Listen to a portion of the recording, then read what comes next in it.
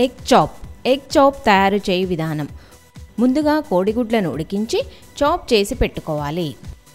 Stove on చేసుకొని ఒక ప్యాన్లో నూనె వేడి చేసుకొని సన్నగా తరిగిన ఉల్లిపాయలు, పచ్చిమిరపకాయలు, కొంచెం పసుపు, గరం మసాలా, ధనియాల పొడి, అలాగే పుదీనా ఆకులు వేసి వేయించుకొని ఒక బౌల్లోకి తీసుకోవాలి.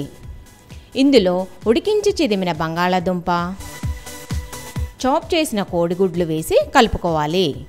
ఈ మిశ్రమం చాప్స్ చేయడానికి వీలుగా లేకపోతే దీనిలో కొంచెం బ్రెడ్ క్రమ్స్ వేసి కలుపుకొని కట్లెట్స్గా చేసి పెట్టుకోవాలి.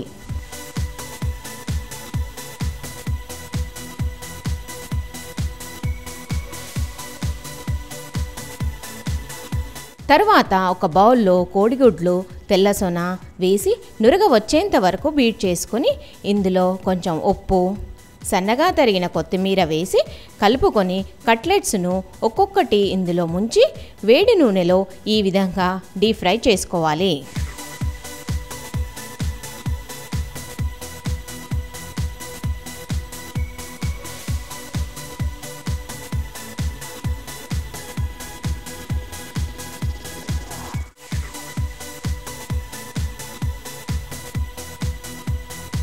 ఎగ్ చాప్స్ను కోటింగ్ మరొక విధంగా కూడా చేసుకోవచ్చు.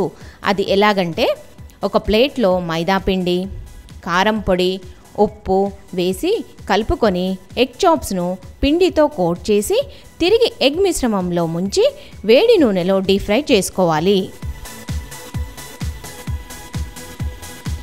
ఇప్పుడు 2 విధాలుగా చేసిన ఎగ్ చాప్స్ ఉన్నాయి. అయితే మైదాలో కోట్ చేయకుండా చేసిన చాప్స్ను బర్గర్ బన్స్ మధ్యలో పెట్టి దీనిపై టమాటా, కీరా స్లైసెస్ పెట్టి టమాటో కెచప్ వేసి సర్వ్ చేసుకుంటే ఎంతో సూపర్గా ఉంటుంది.